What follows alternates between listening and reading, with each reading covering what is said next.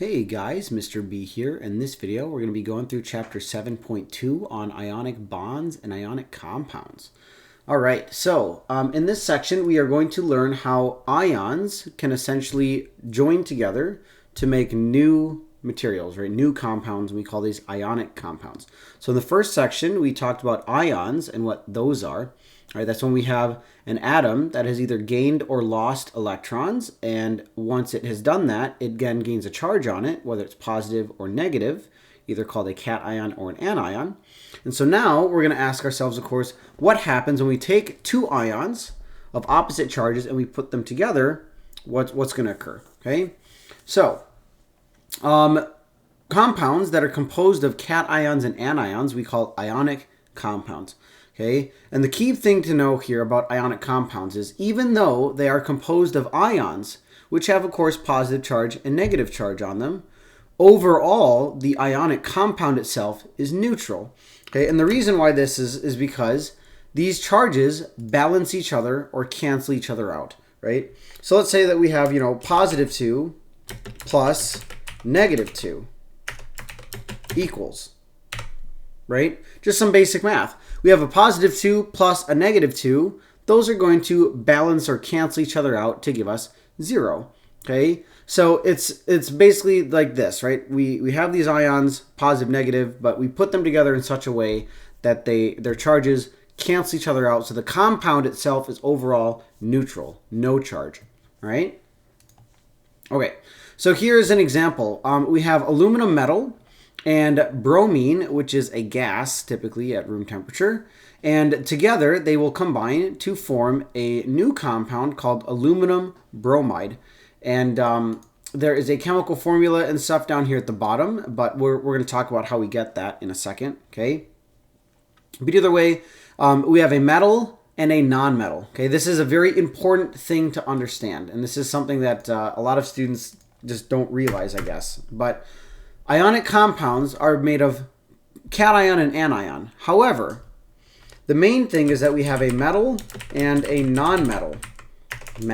Non-metal, okay? Metal and a non-metal. Those are the two things that will join together to make ionic compound. Which means if you have two metals and you put them together, no ionic compound. Two non-metals and you put them together, no ionic compound, okay? So on the periodic table, again, we have metals and nonmetals. And just to show you again where they are, we have the staircase, which is this zigzaggy line here. So the metals are all of these ones, and the nonmetals are all of these ones. So you need one from each side in order to make an ionic compound. All right, so going back to the notes here. So when we have a positive ion or a cation and a negative ion, an anion, okay, we have those two things come together.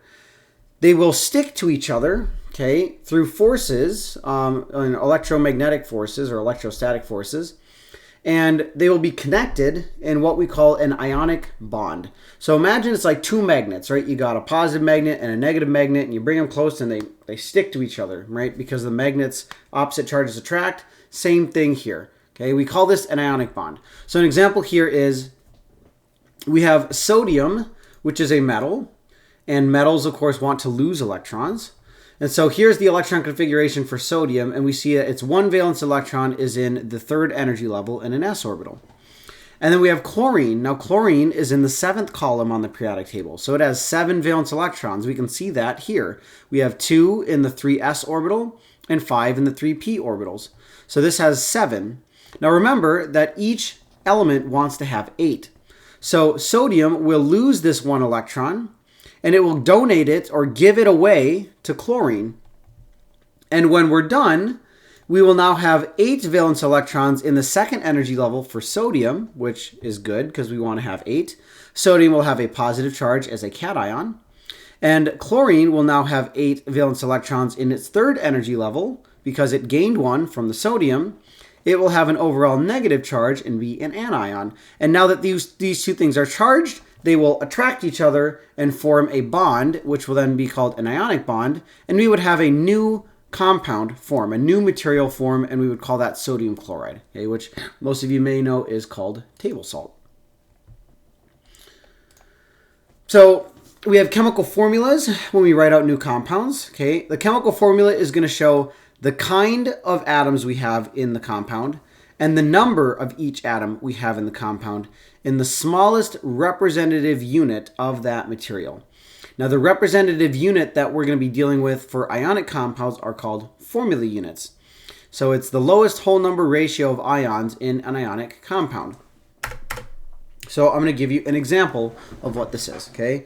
So chemical formula could be something like MgCl2, okay? That would be a chemical formula for a compound known as magnesium chloride.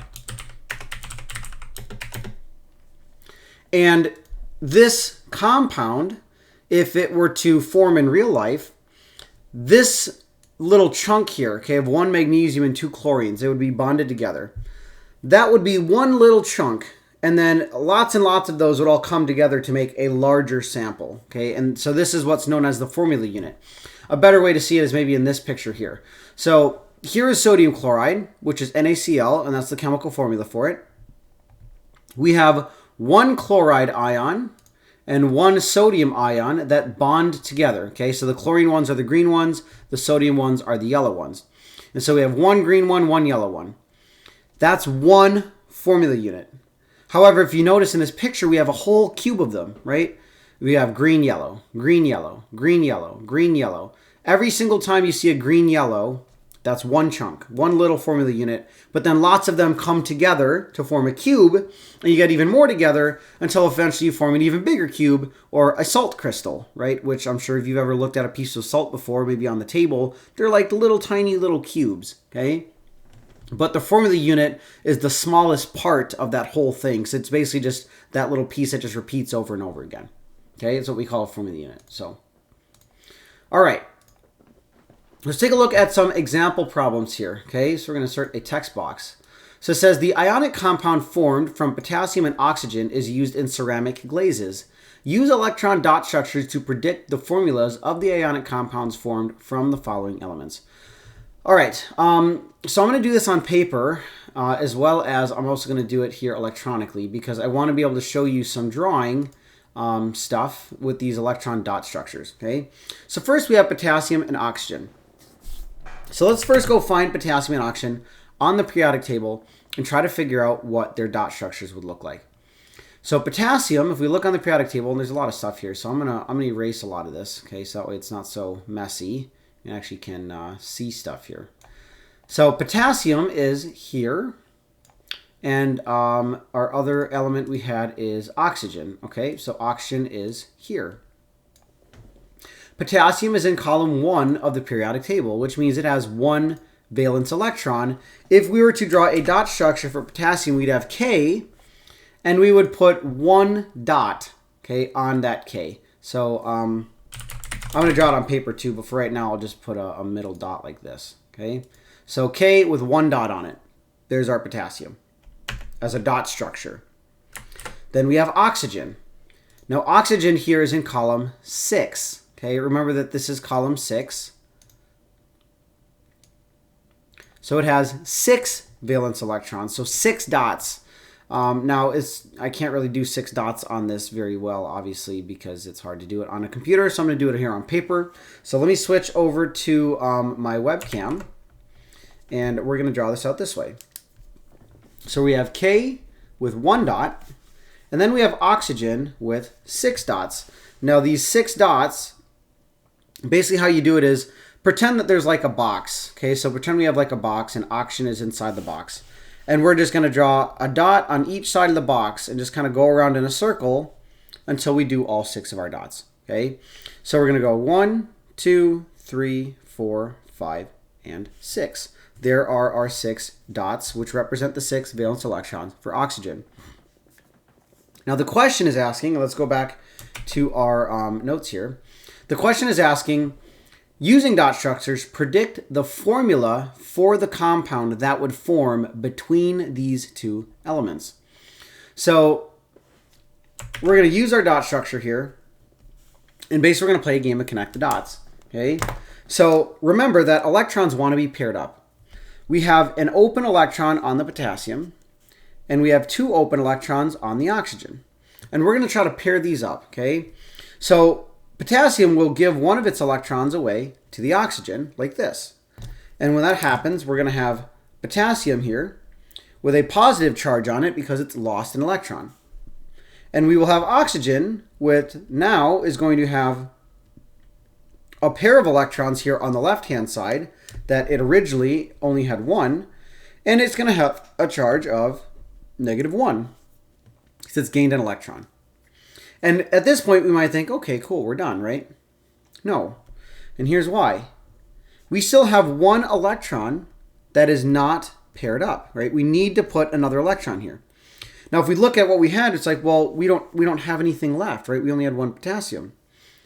Well, remember, in real life, if you had a sample of potassium, you would have billions and billions and billions of potassium atoms, okay? It's not like we only have 1 potassium atom.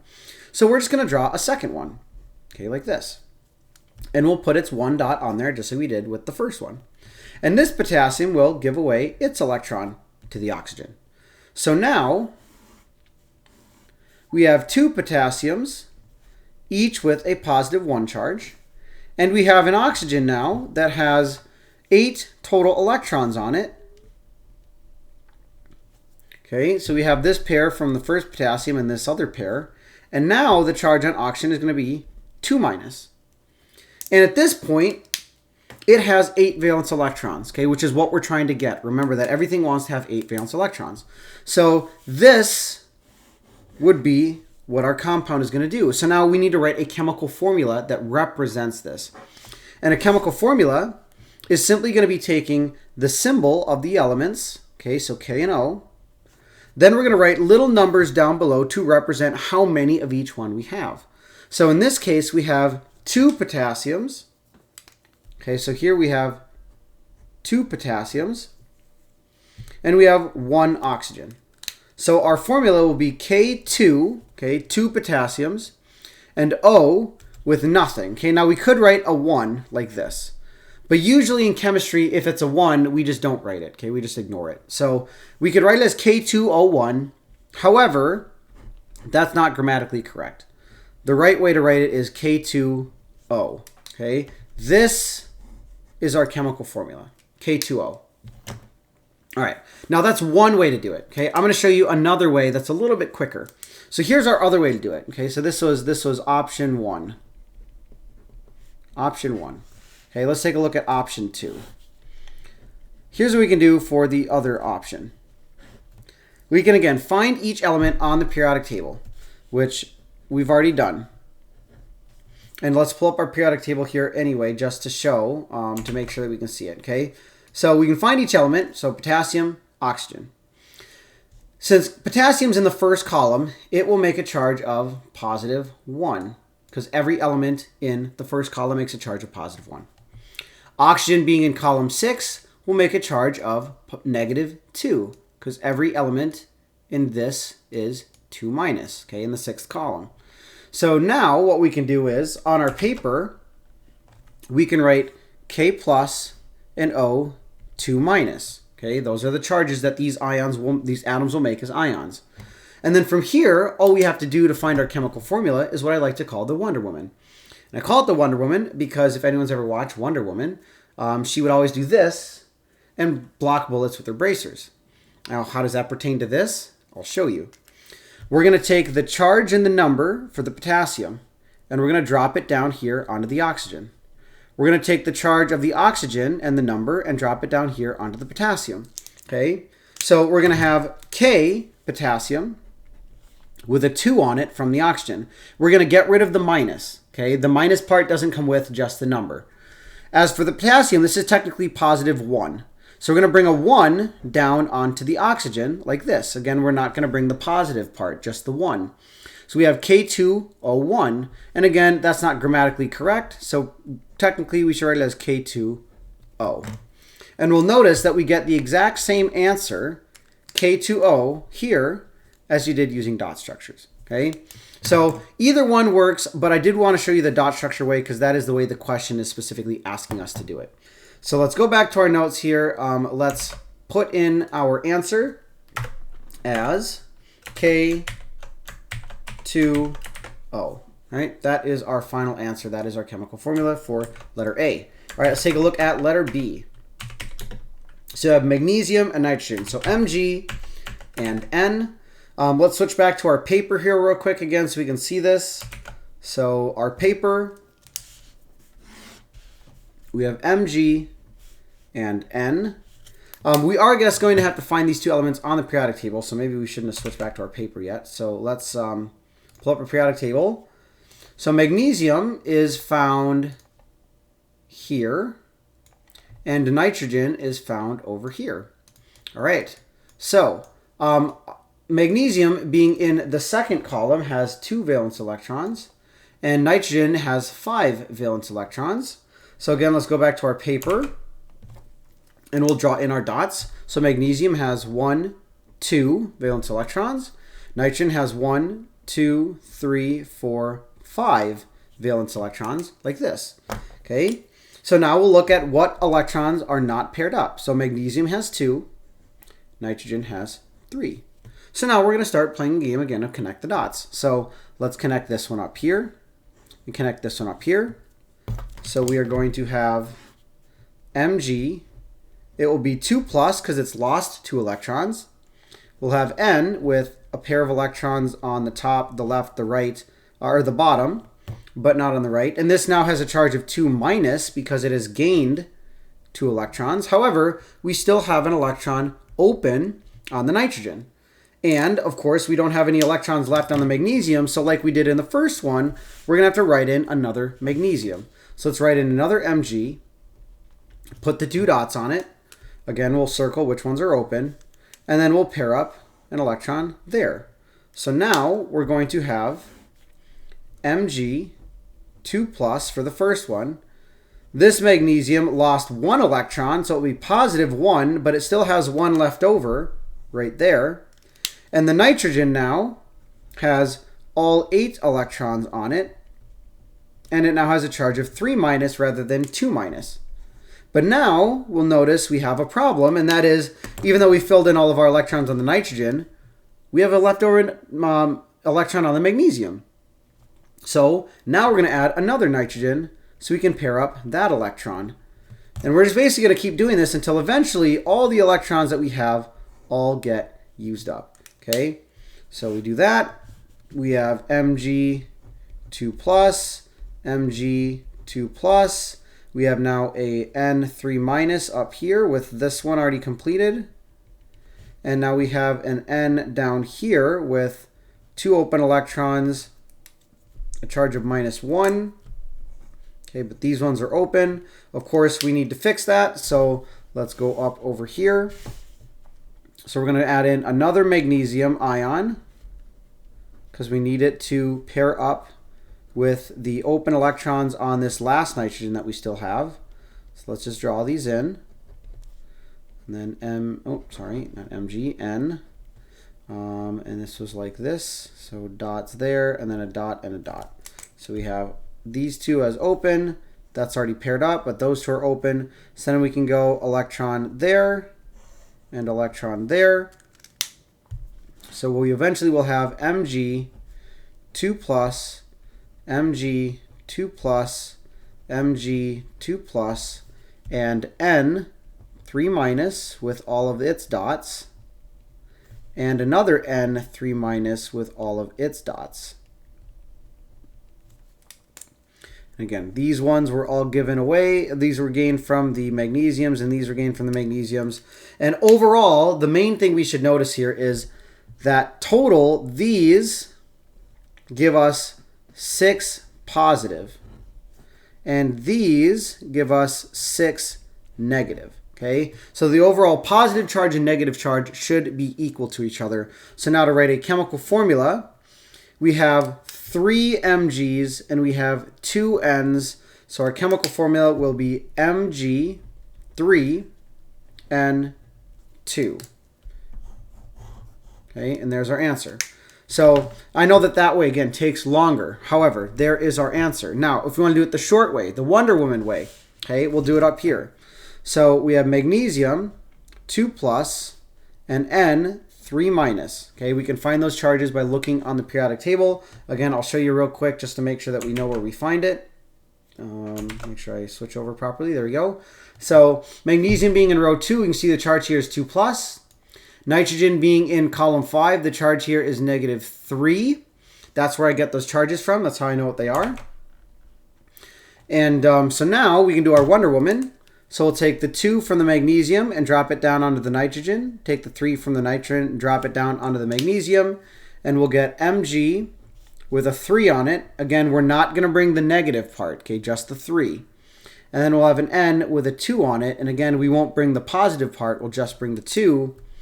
And again, this is our chemical formula, which again, we'll notice is exactly the same as the first one that we got using the dot structures, okay? So this is a faster method, obviously. This is much faster to do.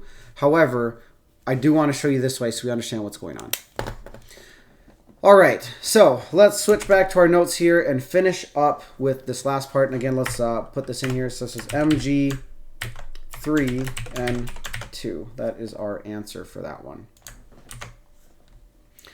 Okay, so the last thing here to talk about is properties of ionic compounds. Okay, so ionic compounds are interesting in the fact that they have 3 unique properties. 1, most ionic compounds are crystalline solids at room temperature. So this basically means that most ionic compounds are crystals.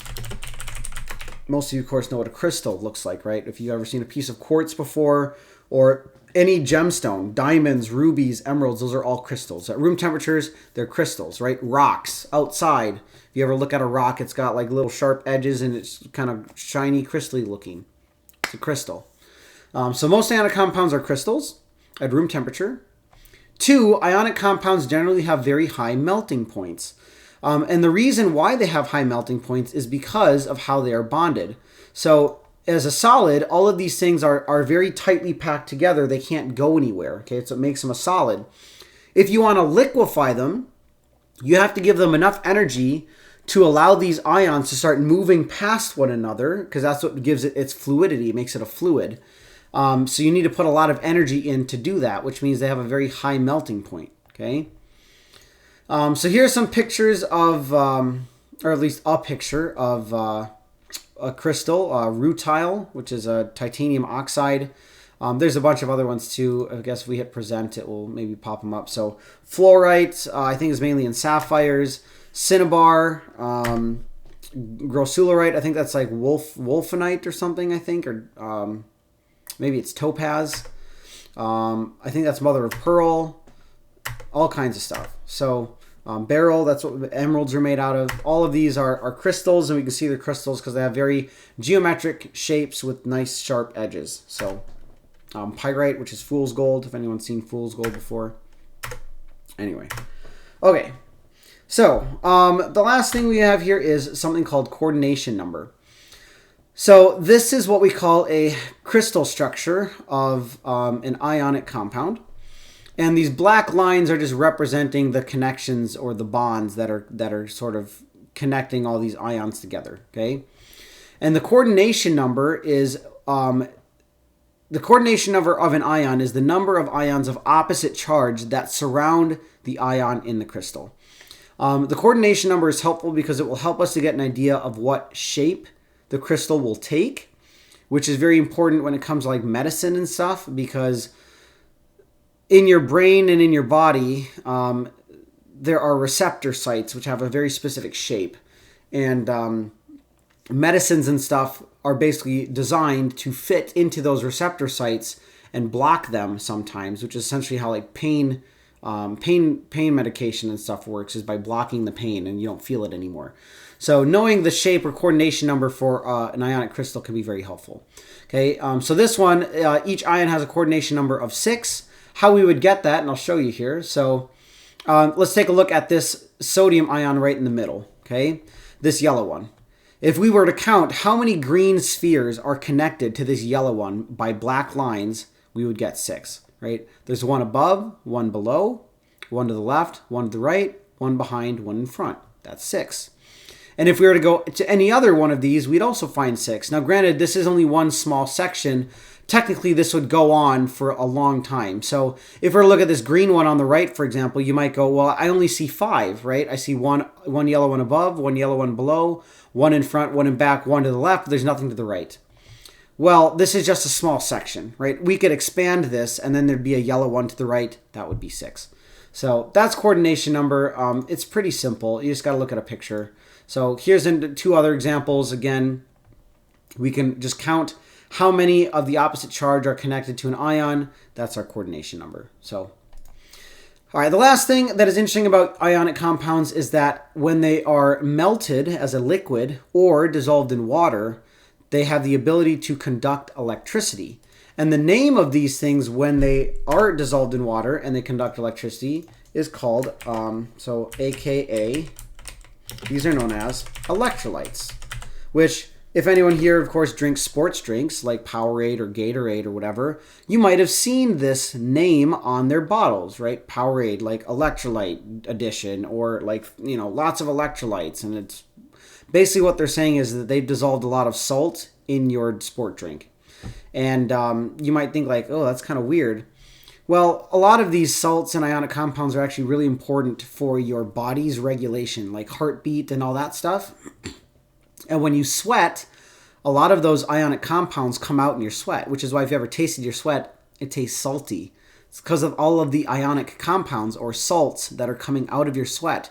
So sports drinks are intentionally salty on purpose so that when you're running around as an athlete and you're losing those salts, you can replenish them with your sport drink. Okay? Water is good for you because it's hydrating, but water doesn't have these salts in there, which again are very important for like regulating heartbeat. So especially like for marathon runners and people who are running a long time, they lose a lot of these electrolytes, and then their muscles can start to cramp. They can start to get like arrhythmia in their heart, and bad things can happen. So electrolytes are actually very important. Sport drinks are actually better for you. Obviously, if you are actually running around. If you're just drinking them for fun because you just like the taste of Gatorade more than water, then they're not so good for you because there's also a lot of sugar in there, which isn't good for you. But if you're actually running around, sweating, sports drinks are a lot better than just water. So anyway, all right, that is the end of this section. And yeah, so if you have any questions, again, as always, feel free to email me or reach out. Otherwise, I will see you in the practice problem video. All right, guys, bye.